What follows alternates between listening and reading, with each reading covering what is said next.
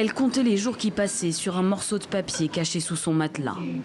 Birtukan Mekounent est éthiopienne. Après 3 années passées au Liban, elle vient de retrouver sa famille.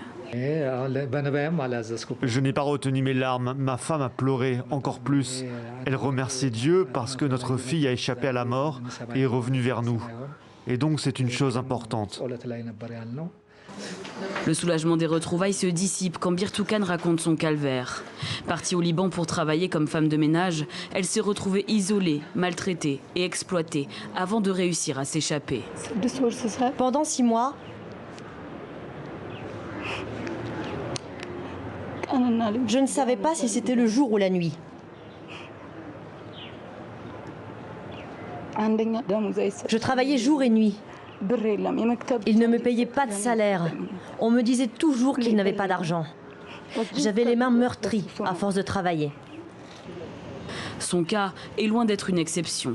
Environ 250 000 immigrés sont employés comme travailleurs domestiques au Liban, des Éthiopiens pour la plupart. Ils sont exploités grâce à un système nommé la kafala, sorte de parrainage largement généralisé au Moyen-Orient qui prévoit que l'employé ne peut quitter son travail qu'avec l'accord de son patron. Avec la crise économique que traverse le Liban, la situation de ces Éthiopiens s'est encore dégradée.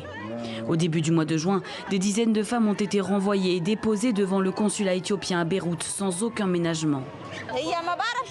Je ne comprends pas ma patronne, c'est n'importe quoi. Je ne suis pas une poubelle. Elle m'a fait venir pour travailler, non? Je ne suis pas une poubelle, c'est incroyable. Que vais-je faire? Le rapatriement semble alors être la seule solution.